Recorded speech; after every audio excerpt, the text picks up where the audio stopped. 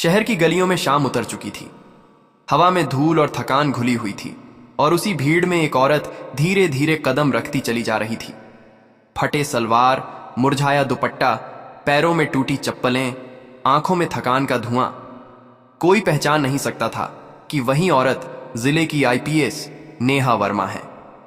3 हफ्तों से शिकायतें आ रही थीं कि श्यामपुर पुलिस पोस्ट का दरोगा रणजीत सिंह गरीबों से पैसा वसूलता है, महिलाओं से बदतमीजी करता है और अपने रुतबे का गलत इस्तेमाल करता है। नेहा को शक था कि इस छोटे से थाने में बहुत कुछ सड़ रहा है जो ऊपर तक रिपोर्ट नहीं पहुंचता। उसने तय किया कि इस बार सबूत खुद जुटाएगी, किसी मुखबिर के भरोसे नहीं। उस रात उसने वर्दी की जगह एक झोला उठाया, चेहरे पर कालिख लगाई और मजदूर औरत का रूप धारण कर लिया। थाने के आसपास सब जानते थे कि वहां बिना रिश्वत या डर के कोई काम नहीं होता। दरवाजे के पास बैठे सिपाही ने उसे देखते ही हंसकर कहा, कंचली माई, कौन सा केस लेकर आई हो? नेहा ने सिर झुकाकर बोला, भैया, मेरा भाई 3 दिन से लापता है, रणजीत साहब से मिलना है। सिपाही ने खैनी मुंह में डालते हुए हंसकर कहा, रणजीत साहब से मिलना आसान नहीं है माई, पहले कुछ खुश करना पड़ता है। उसने जेब से इशारा किया। नेहा ने बस सिर हिलाया और बोली, जरूरी काम है, मिलना होगा। अंदर ऑफिस में दरोगा रणजीत सिंह बैठा था। गले में तौलिया, कुर्सी पर टेढ़ा होकर रेडियो पर पुराना गाना बज रहा था। जब उस औरत को देखा तो नजर ऊपर से नीचे तक ऐसे फिसली जैसे उसे इंसान नहीं कोई तमाशा दिख गया हो। क्या नाम है तेरा? उसने कड़क आवाज में पूछा। मीना निक मीना, नेहा ने धीरे से कहा। गलती होते होते बची। काहे आई है? रणजीत सिंह ने पूछा। भैया, गुम हो गया है, बस रिपोर्ट लिखवानी थी। रणजीत सिंह हंस पड़ा। रिपोर्ट औरत जात को रिपोर्ट की बड़ी पड़ी है, तू जानती भी है रिपोर्ट क्या होती है। कमरे में बैठे 2 सिपाही भी हंस पड़े। नेहा ने नीचे नजर रखी मगर मन में गुस्से की आग दहक उठी। वह चाहती थी कि दरोगा जितना खुलकर बोले उतना सबूत बढ़े। नाम क्या है तेरे भाई का? उसने पूछा तो नेहा ने जेब से एक पर्ची दी। दरोगा ने पर्ची ली नहीं, बोला, इधर आकर बोल, आंख में आंख डाल के। नेहा आगे बढ़ी। उसने महसूस किया कि दरोगा की नजरें उसके कपड़ों के पार झांक रही हैं। यह वही क्षण था जहां एक अफसर का सब्र परीक्षा पर था। बहुत घबराई लगती है माई, डर मत, हम लोग हैं ना। रणजीत सिंह की आवाज में बनावटी मुलायमपन था, पर चेहरा पूरा नीचपन से भरा हुआ था। तभी बाहर से एक सिपाही अंदर झांका। साहब, बाहर वाले को जाना है, रणजीत सिंह ने झल्ला कर कहा। भाड़ में जाए, जब तक मैं ना कहूं कोई अंदर बाहर नहीं करेगा। फिर उसने दरवाजा बंद कर दिया। अब बोल माई, सच बता, तेरा भाई गुम हुआ है या तू किसी से बचकर भागी है? उसने ताने से कहा। नेहा ने सिर झुका लिया। दिल में धड़कन बढ़ी पर चेहरा शांत रहा। भैया, गुम हुआ है, उसने दोहराया। रणजीत सिंह उसके और करीब आया। देख माई, यहां रिपोर्ट फ्री में नहीं लिखी जाती, थोड़ा अच्छा बोल, समझी? उसने हाथ बढ़ाने की कोशिश की पर नेहा ने फौरन कदम पीछे खींच लिया। आंखें अब तेज थीं लेकिन उसने अभी खुद को रोका। वह चाहती थी कि कैमरे में सब दर्ज हो। उसने अपनी कमर में लगाया छोटा स्पाई रिकॉर्डर चालू कर दिया था। साहब, मैं गरीब जरूर हूं पर गलत बात नहीं सुनती, उसने आवाज में दृढ़ता भरते हुए कहा। रणजीत सिंह ने ठहाका लगाया। अबे, बहुत इज्जतदार बन रही है तू, तेरे जैसे तो रोज आते हैं, दिन में मजदूरी, रात में मुंह छिपा के रोने का नाटक। सिपाही फिर हंसे। अब नेहा की आंखों में चिंगारियां फूटने लगी थीं। वह समझ चुकी थी कि यहां सिर्फ भ्रष्टाचार नहीं, औरतों की इज्जत का मजाक भी चलता है। उसने तय किया कि अब बस साहब रिपोर्ट लिखिए।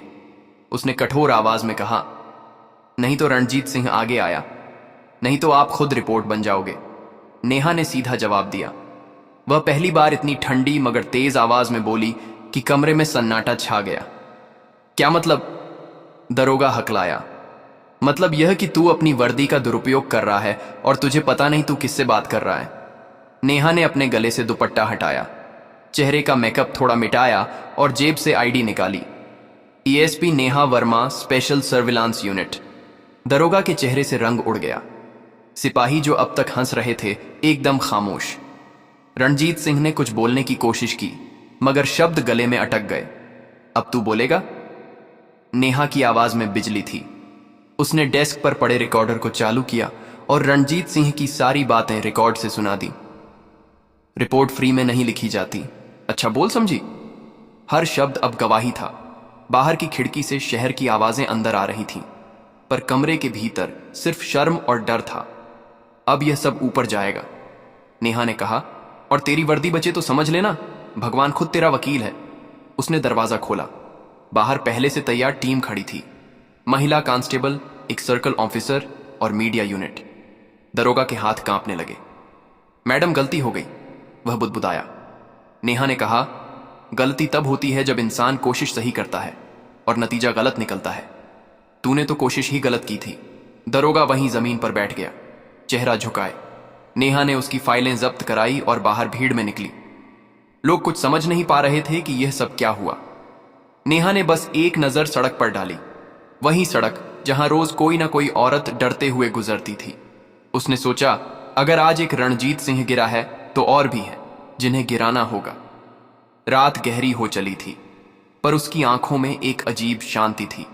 मिशन का पहला कदम पूरा हुआ था, अब असली जांच शुरू होगी। आईपीएस नेहा वर्मा ने उस रात अपने मिशन का पहला हिस्सा पूरा कर लिया था, लेकिन उसके दिमाग में सवालों का अंबार था। कितने और रणजीत सिंह जैसे अफसर थे जो वर्दी की आड़ में खुद को भगवान समझते थे, और कितनी औरतें रोज डर के साए में जीती थीं। उसने अपने मोबाइल पर रिकॉर्डिंग दोबारा सुनी। हर शब्द, हर ठहाका, हर बेहुदा ताना, सब कुछ ध्यान से नोट किया। अगले दिन सुबह वह फिर उसी भीड़भाड़ वाले हिस्से में गई, लेकिन अब उसके साथ उसकी टीम थी। महिला कांस्टेबल ने पहले ही पूरे इलाके का सर्वे कर लिया था और स्थानीय लोगों से बातचीत कर ली थी। लोग धीरे धीरे खुलकर बोलने लगे। पहले डर के कारण चुप रहने वाले अब धीरे धीरे सत्य कहने लगे। नेहा ने टीम को इशारा किया कि किसी को नोटिस के बिना पकड़ा जाए ताकि कोई पनाह ना ले सके।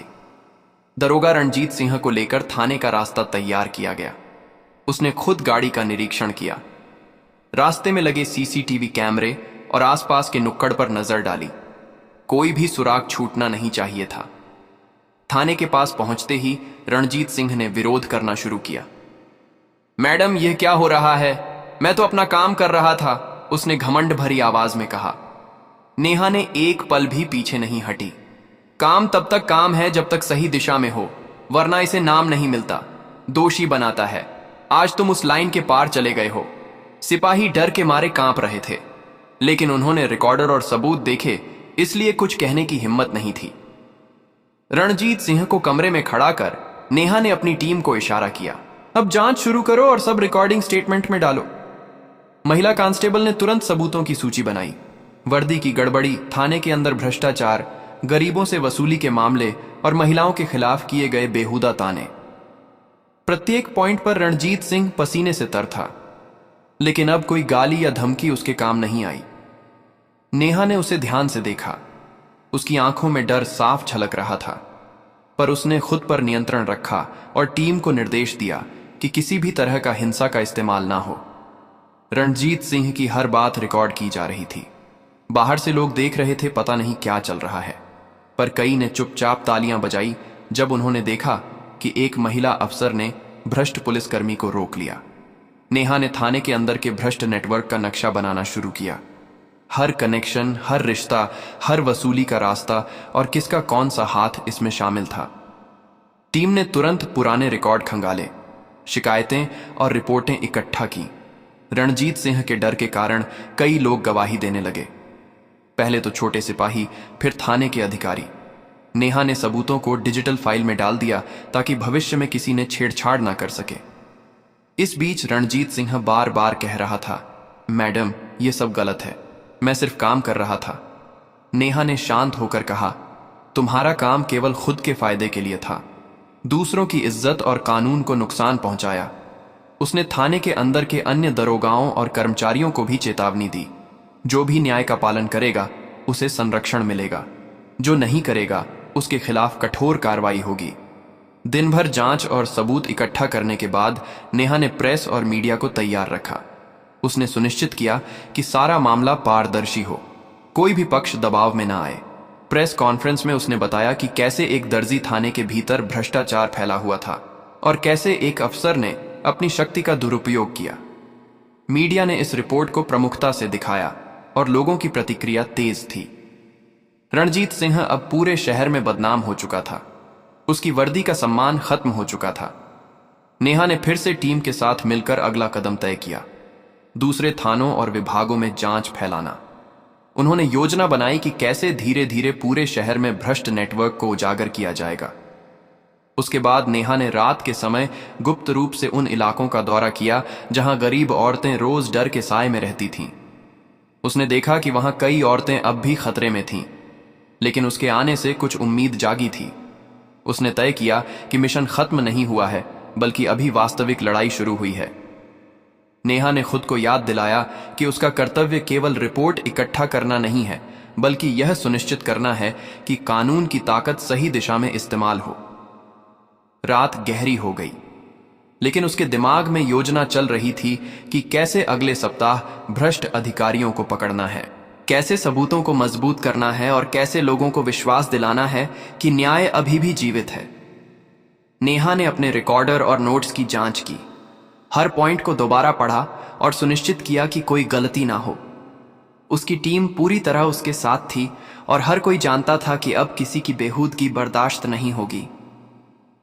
अगले दिन सुबह नेहा ने तय किया कि रणजीत सिंह को कोर्ट में पेश किया जाएगा और सबूतों के आधार पर उसके खिलाफ केस दर्ज किया जाएगा। इस पूरे मिशन के दौरान नेहा ने कभी भी अपनी मर्यादा नहीं खोई। उसने हर कदम सोच समझकर उठाया और अपने लक्ष्य के प्रति सच्ची रही। रात के अंधेरे में जब उसने शहर की छतों से नीचे देखा, उसे लगा कि यह लड़ाई लंबी है, लेकिन जीत निश्चित है। आईपीएस नेहा वर्मा ने अगले हफ्ते अपने मिशन के निर्णायक चरण की तैयारी शुरू कर दी थी।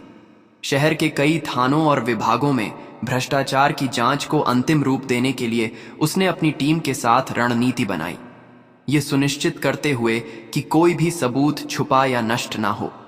पूरे नेटवर्क को पकड़ने के लिए उसने हर व्यक्ति की गतिविधियों को ट्रैक किया, हर दस्तावेज, हर कॉल रिकॉर्ड, हर गवाह की गवाही को सहेज लिया। और इस प्रक्रिया में उसे कई और अधिकारी ऐसे मिले जो सत्ता का गलत इस्तेमाल कर रहे थे। लेकिन नेहा का उद्देश्य केवल उन पर कार्रवाई करना ही नहीं था, बल्कि पूरे सिस्टम को सुधारने का था।